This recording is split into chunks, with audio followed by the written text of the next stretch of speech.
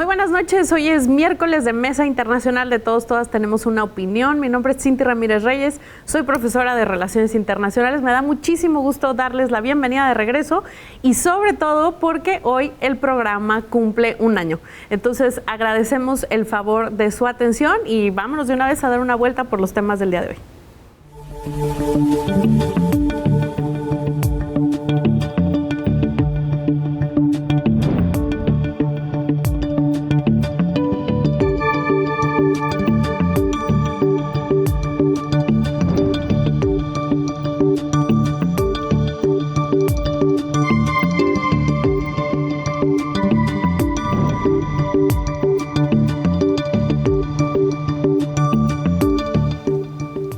Bueno, pues les presento a nuestros analistas del día de hoy. Les doy a todos una muy calurosa bienvenida. Está al frente mío el doctor Eduardo González del TEC de Monterrey.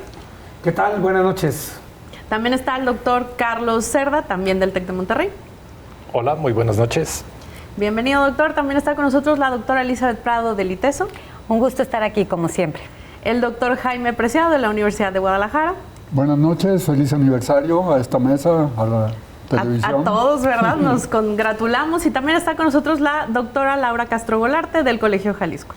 Muchas gracias por la invitación, es un gusto estar aquí otra vez y felicidades por el primer año. No, pues sí, no, muchísimas gracias a quienes nos ven y a quienes son siempre asiduos a esta mesa. Pues sin más, empezamos con una noticia muy importante para nuestro país. Se firmó hace unos días el acuerdo global modernizado entre la Unión Europea y México. Fíjense ustedes que se trata de una ampliación importantísima en cuanto al tratado de libre comercio que existía entre la Unión Europea y México. Se amplían distintos temas, ya platicaremos sobre eso, pero además hay una serie de elementos geopolíticos que están detrás de este asunto. Me voy a ayudar del doctor Carlos Cerda para ver si nos puede dar como este primer empujón de cómo analizamos esto, qué tan importante fue. Vinieron varias personalidades de la Unión Europea, pero realmente es algo a lo que debemos prestar atención. Claro que sí, y yo creo que me voy a remontar ahora sí a los antecedentes porque el acuerdo de complementación económica que tenía México con la Unión Europea fue el primero que firmó la Unión Europea y fue en 1999, en la época del presidente Zedillo. Al ser el primero, pues ya había quedado muy rezagado.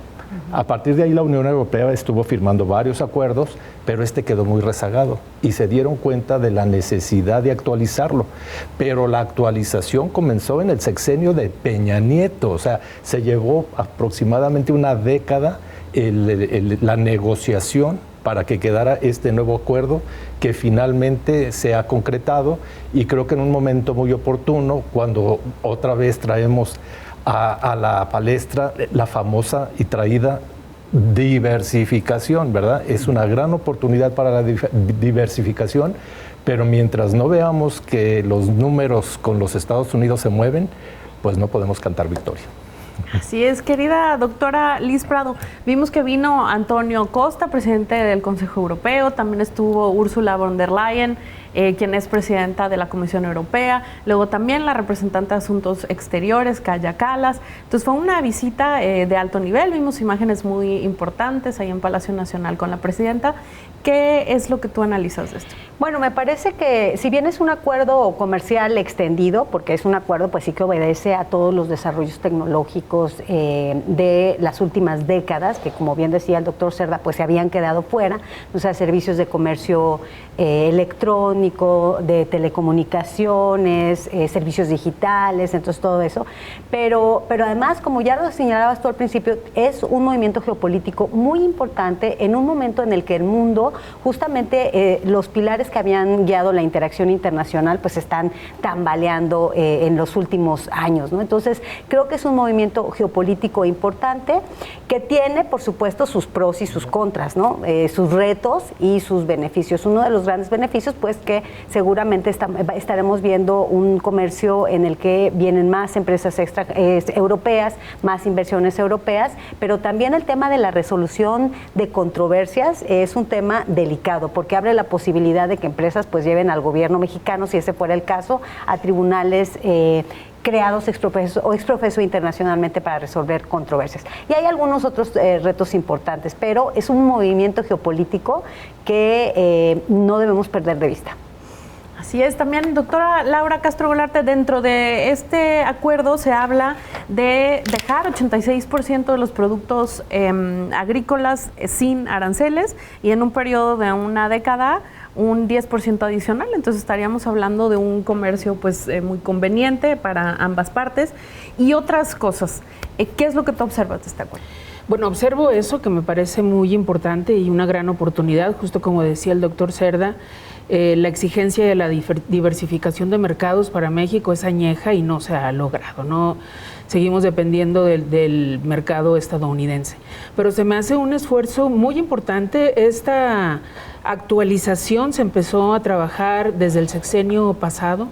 Hubo información relativa todavía el año pasado ya por más o menos hacia dónde iban las diferentes líneas y ya finalmente se firma el 22 de mayo, pero lo que quiero llamar la atención aquí es que se firman 3 documentos. Se firma el Acuerdo Global Modernizado, que es el que incluye absolutamente todos los puntos, y también un acuerdo interino. Esto me parece muy interesante porque el acuerdo interino va a servir para resolver cosas inmediatas que puedan aprobar el Senado de México y el Parlamento Europeo, mientras lo que requiere una ratificación, porque es más complejo y más lento, se va al acuerdo global modernizado y entonces ahí ya se revisa con calma. Pero mientras los beneficios comerciales que pueden ser inmediatos no se detienen. Y una carta de intención, que ahí es donde está el contenido político que me parece fundamental.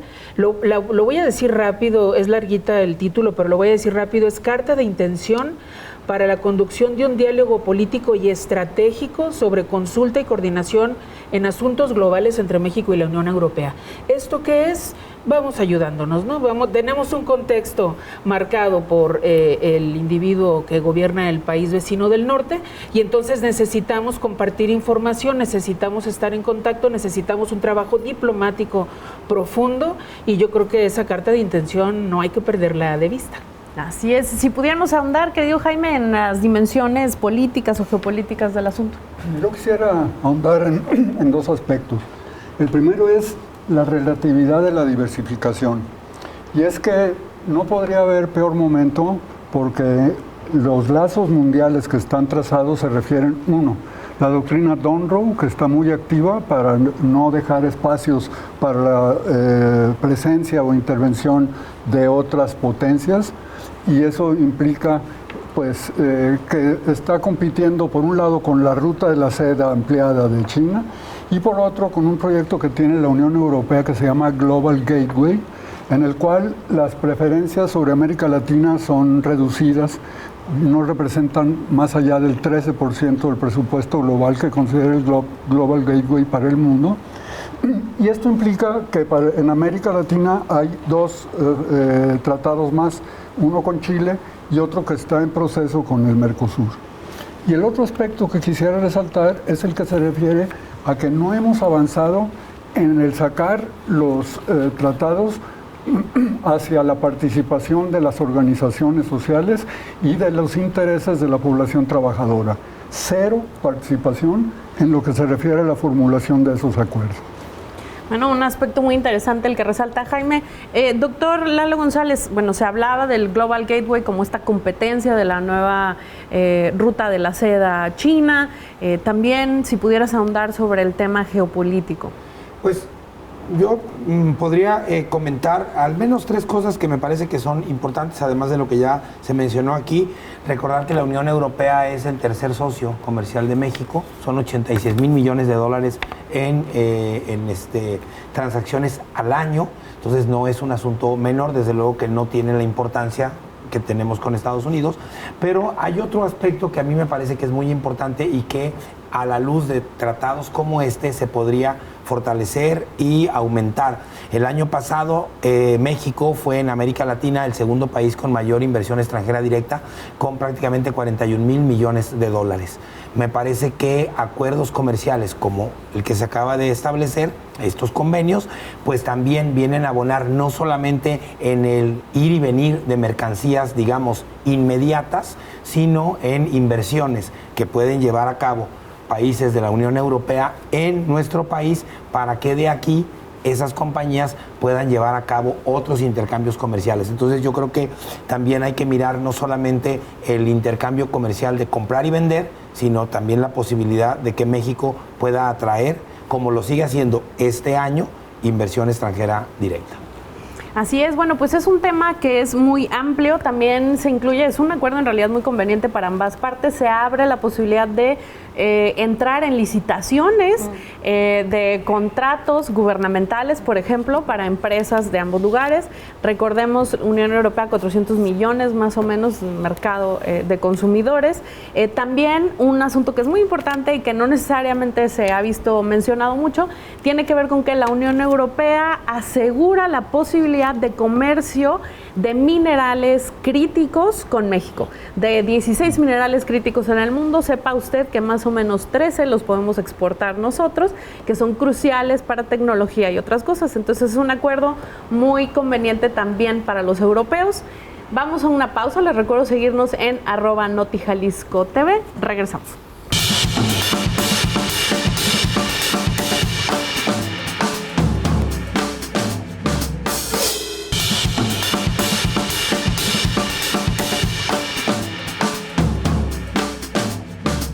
Pues ya estamos por acá de regreso y ahora toca hablar de el seguimiento de la negociación entre Estados Unidos e Irán. Quisiera pedirle a la producción si nos muestra una imagen donde durante el fin de semana el presidente de los Estados Unidos aludió a que se estaba cerca de una negociación. Incluso por ahí circuló en redes este asunto de que iba a ser la boda de su hijo Don, ¿no? Y que se regresó en el Air Force One y al final no estuvo por ahí. Este anuncio es particularmente interesante, Lalo González. Pues se anuncia que se está cerca de una negociación, no quedan claros los términos. Irán no rechaza, pero tampoco confirma varias de las cosas que dice Trump. Y además, Estados Unidos el día lunes bombardeó una serie de sitios donde, en teoría, Irán posee misiles. Pues yo me quisiera referir en esta ocasión más allá a estos hechos que hemos conocido en los últimos días. Me gustaría reflexionar sobre 4 asuntos que tienen que ver evidentemente con los hechos, pero no hablar de los hechos como tal. El primero es que a mí me parece que estas negociaciones que se están llevando a cabo se están realizando en las salas, en los espacios de redacción de los medios de comunicación. O sea, a mí me parece que ahí es donde se está negociando y el ejemplo, uno de los ejemplos que a mí me parece muy claro es el de Axios, que más que un medio de comunicación parece un espacio de boletines de la Casa Blanca cotidianamente. Entonces, creo que si leemos lo que sale en la prensa de Pakistán o en la prensa de Irán, en la prensa de Israel, en la prensa de Estados Unidos, los 4 espacios, por no hablar de China y RT, los 4 o 5 espacios hablan de cosas totalmente diferentes a lo que está sucediendo. Entonces, lo que yo veo ahorita es que hay un enfrentamiento, una guerra discursiva entre las diferentes posiciones, más allá de lo que en el campo de batalla se está realizando. Y por otro lado, me parece que el tiempo se comienza a agotar para la parte norteamericana. Yo creo que hay 2 monedas que Irán todavía las tiene para seguir jugando. Una es el estrecho y otra es el tiempo electoral en Estados Unidos. Y entonces yo creo que más allá de lo que se pueda decir, firmar, etcétera, a mí me parece que lo que estamos viendo pues es esto, una guerra ahí discursiva que no coincide peligrosamente con lo que está sucediendo en el campo de batalla. Muy bien, querida Liz Prado, hay reportes de que pues ha habido republicanos que luego de estos anuncios se manifiestan en contra de una negociación por parte de Donald Trump con Irán, diciendo pues en realidad cuál ha sido la ganancia de todo esto, si lo que se está negociando es Hormuz, que estaba abierto antes, si va a quedar fuera el tema nuclear, ¿no? Y sí, pues el gobierno sigue ahí y hay un sucesor del ayatolá, ¿no? Sí, bueno, hemos repetidamente indicado aquí pues que a Estados Unidos le están saliendo mal las cosas desde el principio, que de hecho fue una mala idea embarcarse en una guerra. Incluso hemos señalado aquí que dudamos de las razones reales detrás de la decisión de atacar Irán, que es un país grande, diferente a Irak o Afganistán, un país con una gran tradición, un régimen muy estable, ¿no? Con desarrollo nuclear. Entonces no era realmente peccata minuta ni iba a ser fácil. Ha habido, como bien señala Lalo, una guerra de informaciones, porque Donald Trump, recordemos, reconoció que había ganado la guerra a las 24 horas de haberla iniciado, y es hora que todavía no vemos ni siquiera señales. Ha sido una guerra informativa. Pero no se reportan ganancias realmente para los Estados Unidos, y sí se reporta una mayor inflación, pese a que los precios del petróleo bajaron un poco con estas pseudo buenas noticias de que se estaba por alcanzar un acuerdo. Pues no hemos visto realmente ninguna ganancia, y lo que sí hemos visto es que el arsenal de Estados Unidos se reduce y se reduce y se reduce, que ha sido una guerra muy costosa, sobre todo comparando con lo que Irán ha gastado en la guerra misma. Y en la mañana pues leía del anuncio de la reducción del arsenal que Estados Unidos pone a disposición de la OTAN, ¿no? En épocas de crisis. Creo que es una señal de que Estados Unidos sí está, con el pendiente de que no ha sido un buen negocio, ni políticamente. Entonces no es de sorprenderse que hasta los mismos republicanos ya sean tan escépticos, ¿no? Híjole, doctor Carlos Cerda, también se ha hablado de elementos por ahí especulativos respecto al precio del petróleo, ¿no? Cada que hay un anuncio de Donald Trump, y pues parece que hay muchos asuntos sobre la mesa. El asunto de, por ejemplo, descongelar ciertos activos de Irán que están bajo sanciones. ¿Qué lectura tiene usted? Por un lado, veo que sí Estados Unidos como que empieza a flexibilizar su postura por los tiempos, sobre todo electorales. Pero yo no veo a unos Estados Unidos que quieran resolver el conflicto, a todo lo contrario, y me refiero específicamente a que este fin de semana trae a colación el presidente Trump los acuerdos de Abraham. Dice, va a ser una condición sine qua non para que haya un acuerdo. Y los acuerdos de Abraham, que fueron suscritos en el primer periodo de Trump, en 2020, es para regularizar las relaciones de países árabes con Israel. En aquel entonces lo firmaron los Emiratos Árabes Unidos, Bahrein y Marruecos. Pero los otros países islámicos no estuvieron interesados. Sobre el anuncio que se proyectó, ahí dice, ¿verdad?, del acuerdo, y otros países que se mencionan, ¿verdad? Los otros países que se mencionan son precisamente Pakistán, Qatar, Arabia Saudita, que no están dispuestos a suscribir los tratados de Abraham. Y ahora los traen como una condición más para el acuerdo con Irán. Pues yo realmente veo que en vez de facilitar las cosas, las está complicando.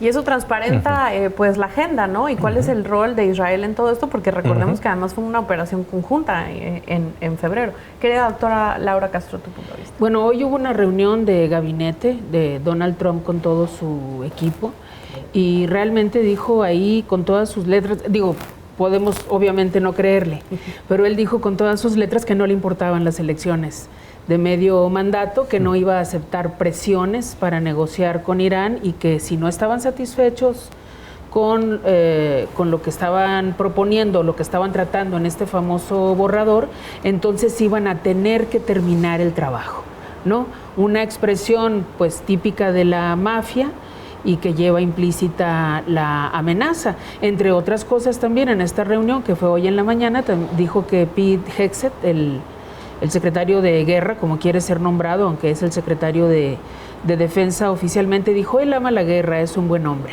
Entonces, no tienen miramientos para que, si no están satisfechos con todo este cúmulo de información que en realidad ha sido sumamente contradictoria, van a volver a atacar, según lo dicho hoy. Y ya decíamos, querido Jaime, la semana pasada, que que el propio Marco Rubio, secretario de Estado, decía, ¿por qué me preguntan por la Operación Furia Épica? Eso ya se terminó, ya logró sus objetivos y además estamos ante una guerra que además nunca fue declarada como tal por el Congreso de los Estados Unidos. ¿Qué es lo que tú lees al respecto? Yo creo que ese conflicto arrastra 4 puntos álgidos que quisiera subrayar, ¿no? El primero es cómo destrabar el Estrecho de Hormuz y en qué condiciones se va a realizar su operación cotidiana en términos de cuotas, permisos, etcétera. Un segundo punto que tiene que ver con lo que ya señaló Carlos y que tiene relación con el papel que juegan los países del Golfo Pérsico o árabe en este conflicto, que si bien es difícil revivir los acuerdos de Abraham, lo que queda es que Irán ya impuso condiciones a que no participen esos países con la logística de apoyo a la guerra. Un tercer aspecto tiene que ver con algo que es como el invitado de piedra que siempre está y que no juega en las negociaciones prácticamente, y que es el ataque de Israel al Líbano. Es decir, hay un alto al fuego en esa área y sin embargo no se respeta. Sigue avanzando Israel en su posicionamiento en la frontera sur del Líbano, y eso es una cuestión así como imprescindible de ser retomada y metida dentro de los acuerdos. Y por último están las alternativas económicas al petróleo. Eso está destapando una serie de otras transportaciones terrestres, la alimentación de gasoductos que antes estaban con menor intensidad, la selectividad con relación a algunos países que tienen presencia como China, Rusia, que están ampliando las posibilidades para que se negocie. Y todo eso es incapaz de ser entendido por el ciudadano común, porque el gobierno de Trump no tiene diplomacia. El gobierno de Trump lo que tiene es espectacularidad, noticias especulativas, y ante eso es muy difícil dar pasos ciertos sobre por dónde están la diplomacia y las negociaciones en esa región del mundo. Y parece que literalmente no tienen diplomacia. Leía un reporte el día de hoy acerca de cómo 60% de las embajadas de Estados Unidos no tienen embajador. Es una cosa tremenda, ya podríamos discutirlo después en algún otro programa, pero es muy interesante. También hay reportes de que al interior de Irán, quienes son opositores y son del ala más radical, contrarios al presidente Pezeshkian, pues están en contra de este proceso de negociación, diciendo que cómo es posible que pueda estar sobre la mesa el asunto del desarrollo nuclear y del enriquecimiento de uranio, cuando en realidad pues el gobierno de Pezeshkian, que sabemos que es un reformista, dice pues no estaríamos negociando con nada que no hayamos negociado antes, incluso estarían dando menos de lo que Irán estaba dispuesto a dar antes de que Estados Unidos e Israel le atacaran. Entonces, bueno, ya hemos hecho el balance en varias ocasiones, vamos a una pausa y regresamos.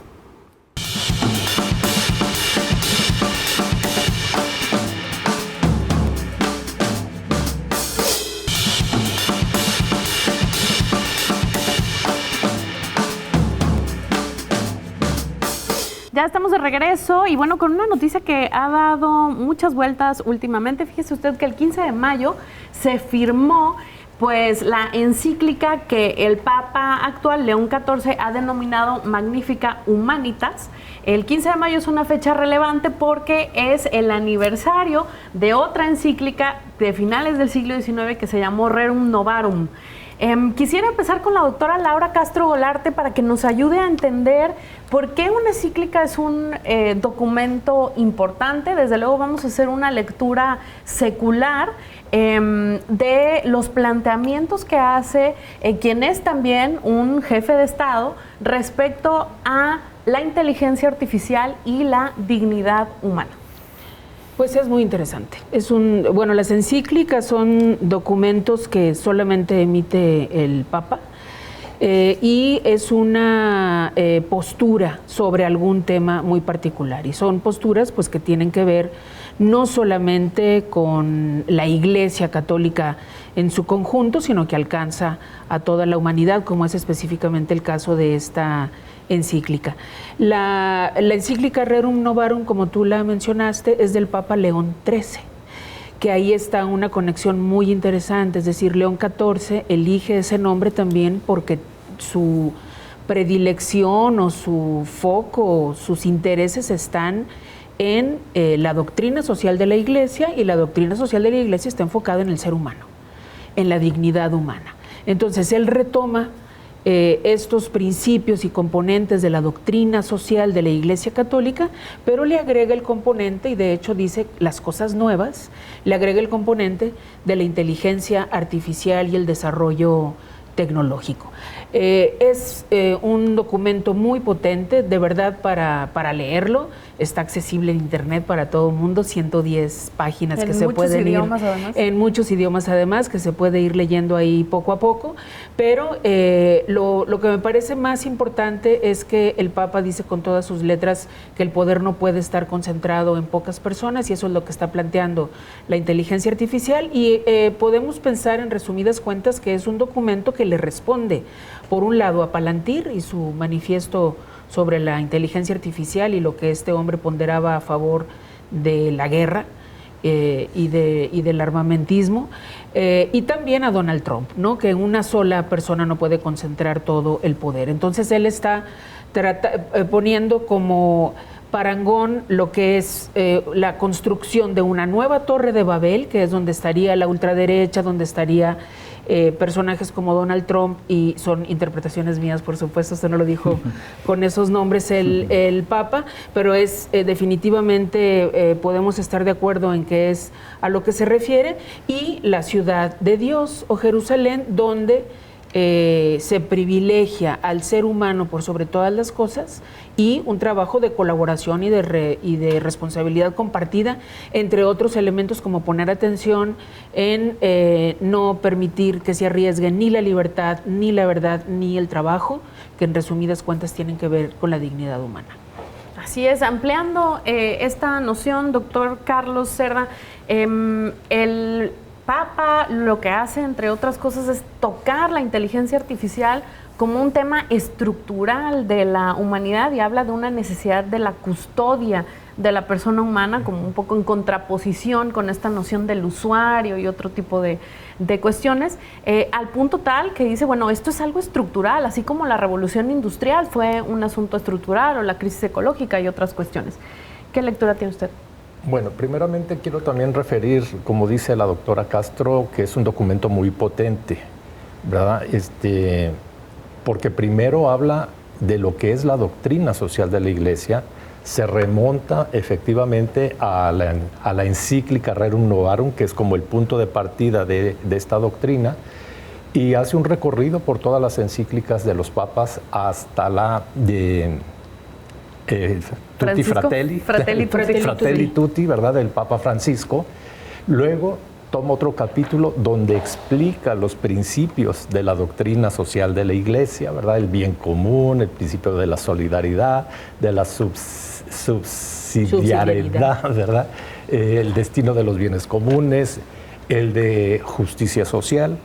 Y entonces sí ya se mete en los capítulos 3 y 4 al tema de la inteligencia artificial, al cual me voy a regresar, porque tiene un interesantísimo capítulo 5 que se llama La cultura del poder y la civilización del amor, que es prácticamente un capítulo geopolítico, hablando de los temas que nos incumben en este programa, pero no quiero abarcar esos temas para que mis colegas también puedan hablar de él. Solo me refiero otra vez al tema de la inteligencia artificial, donde en resumidas cuentas él dice hay que desarmar a la inteligencia artificial, y yo entiendo por desarmar la inteligencia artificial no estar en contra de la tecnología, sino no permitir que esa tecnología esté dominando al hombre. Entonces creo que son mensajes muy fuertes que está mandando el Papa, y pues yo le dejo aquí para que mis colegas también comenten al respecto, porque es un documento que da y va a dar para mucho hablar, ¿verdad? Así es, Lalo González, si nos podemos enlazar con este último punto acerca de el riesgo de que incremente la dominación, el asunto del poder, la inteligencia artificial. A mí me parece, y como lo comento como historiador, a partir de la encíclica de León XIII, donde se hace hincapié de los impactos que está teniendo la revolución industrial en la sociedad, en las personas en general. A mí me parece que en este último documento hay un señalamiento muy claro, muy directo sobre la responsabilidad que implica el uso y el manejo y el abuso de la inteligencia artificial y los impactos positivos y negativos que puede tener en la sociedad.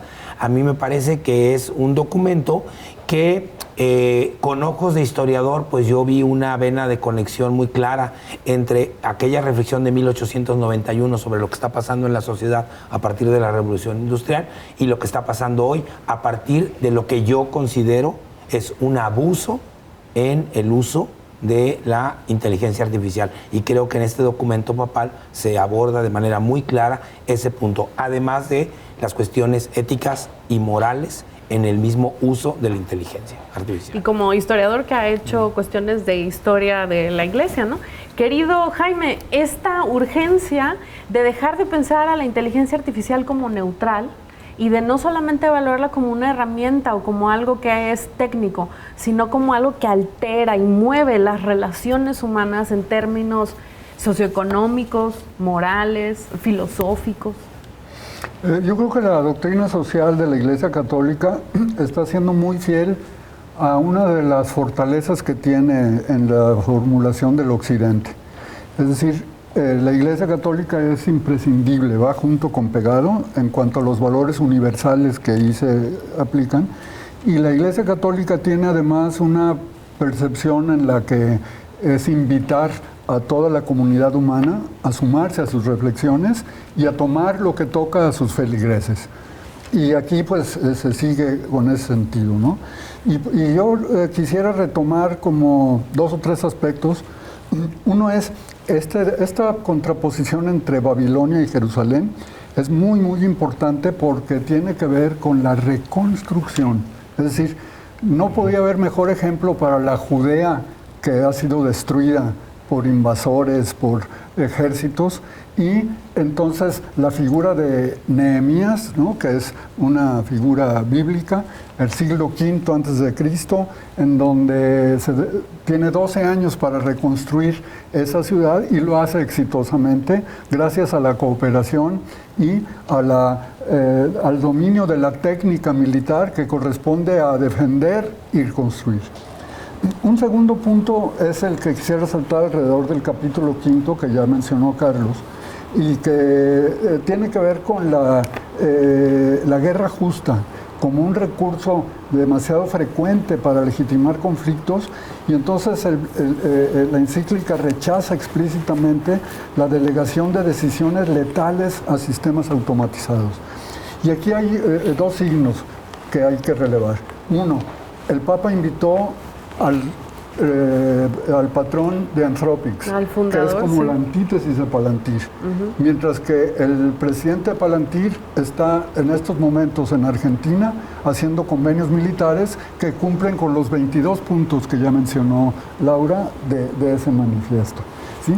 Y yo creo que también otro de los aspectos a resaltar muy importante es que en esta época de perdones y reconciliaciones, la Iglesia reconoce el funesto papel que ha jugado esa institución en la legitimidad y el usufructo de la esclavitud.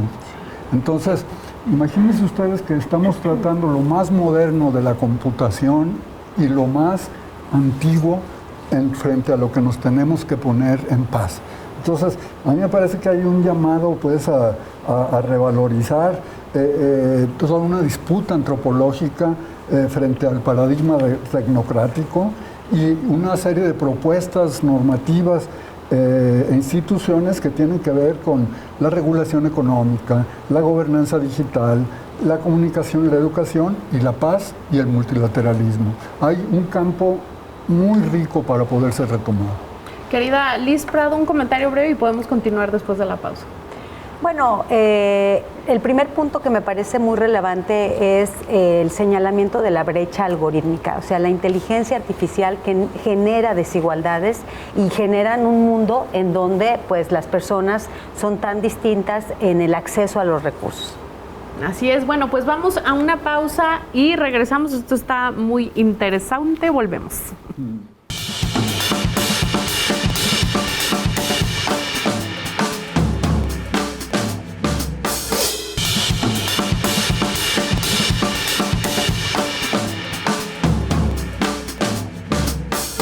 Pues nos quedamos platicando acerca de la encíclica papal Magnificat Humanitas, que se publicó apenas recientemente y Liz Prado nos estaba compartiendo su punto de vista.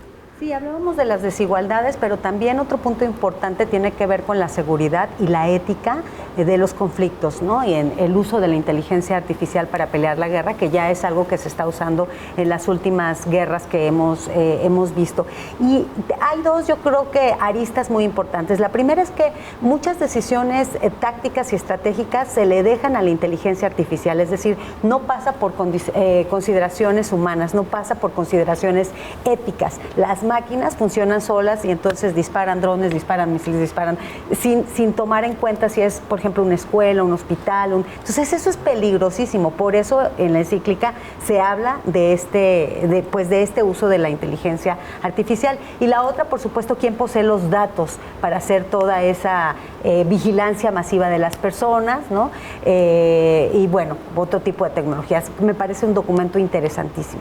Así es, asuntos también sobre desinformación, manipulación de las poblaciones. Entonces, como una nueva forma de poder, pero incluso más opaco porque está en manos de privados y un llamado muy fuerte a su regulación. Seguramente podremos seguir hablando de esto en adelante. Quiero ir con el doctor Carlos Cerda porque hay una noticia interesante, importante en España. Resulta que el expresidente Rodríguez Zapatero, pues imputado por un caso que se llama Plus Ultra, pero ya nos explicará el doctor. Así es, sorpresivamente yo agregaría también ese adjetivo a esta imputación del expresidente José Luis Rodríguez Zapatero. La imputación es por tráfico de influencias, donde el caso, digamos, más relevante es el de la línea aérea Plus Ultra.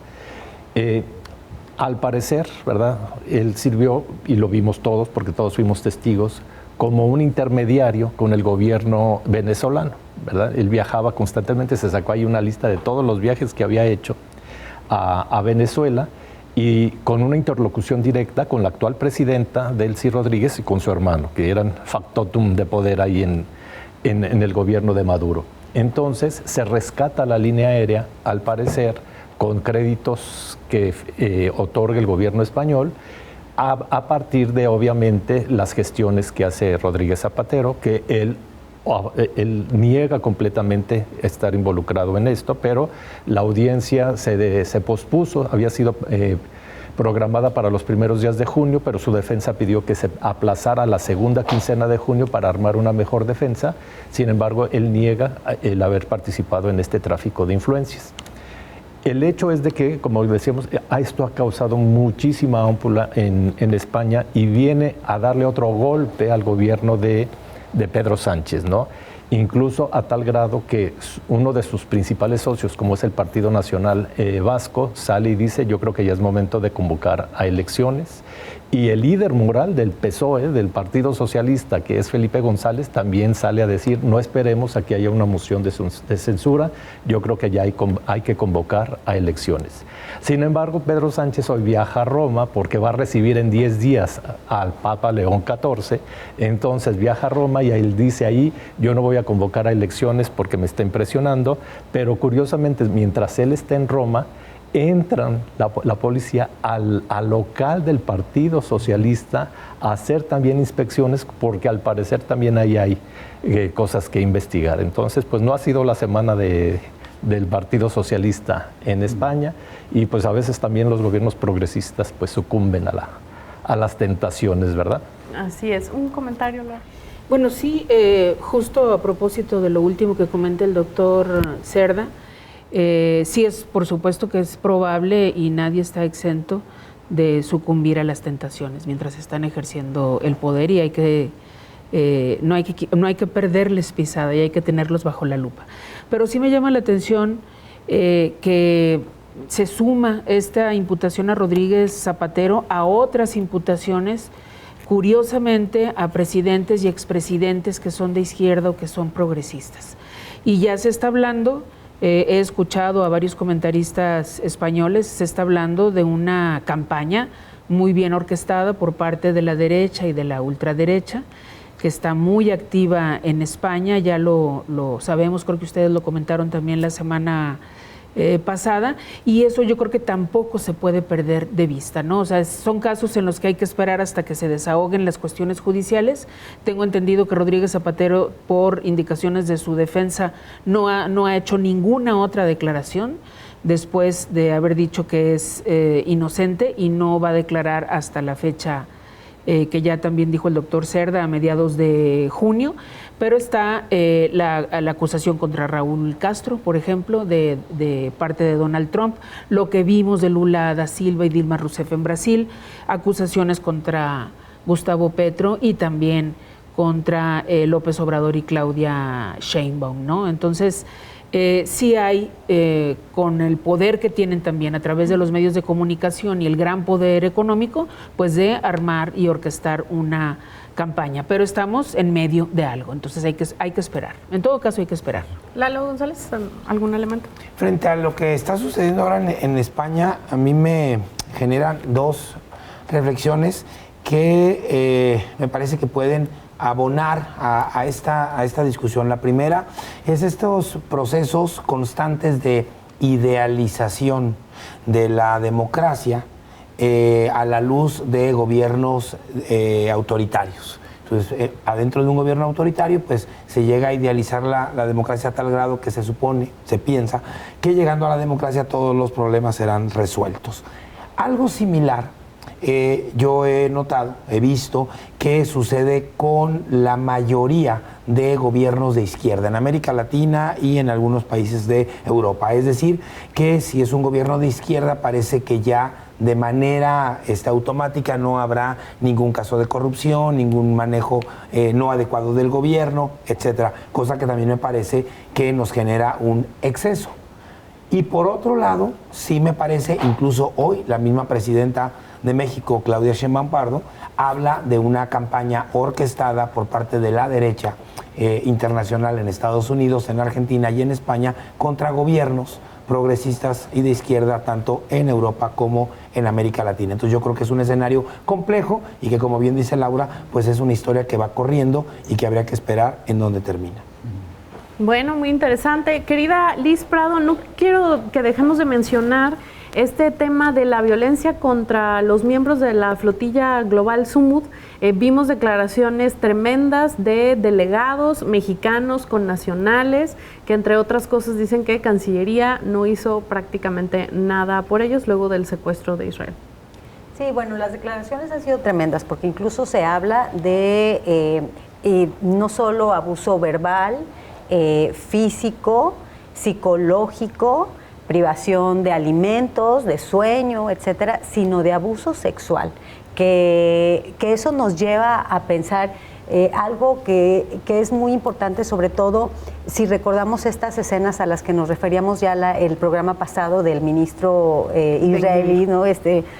Abusando y diciéndoles yo comparaba esas escenas con las escenas de Abu Ghraib en el contexto de la guerra en Irak, ¿no? Esas imágenes se filtraron.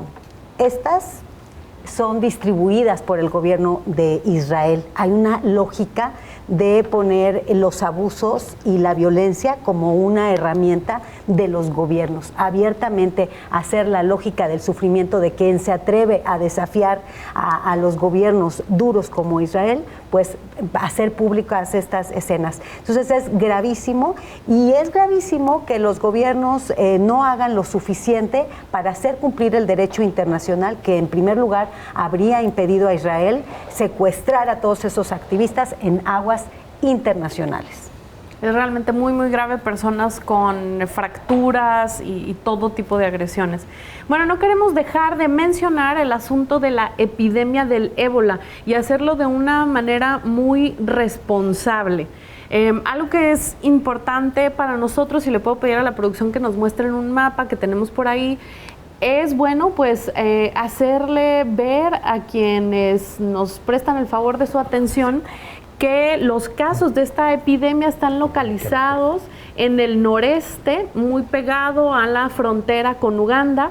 La República Democrática del Congo, en el corazón de África, es enorme, es mucho más grande territorialmente que nuestro país. Entonces, bueno, primero entender eso, entender que es una enfermedad que no se transmite por el aire, sino solamente por fluidos.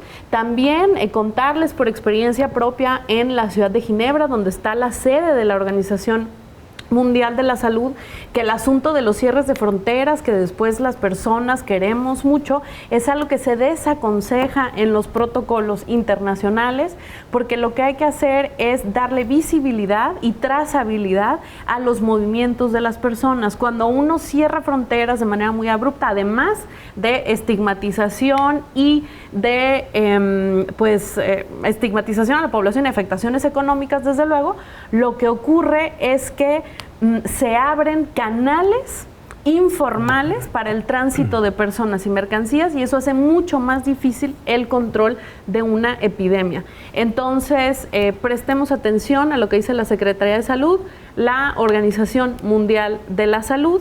El riesgo de contagio es bajo, no estigmaticemos poblaciones ahora que viene por acá el mundial, y entendamos cómo funciona este virus y su esparcimiento. Es algo que debe tratarse pues a partir de protocolos que están muy estudiados de salud pública.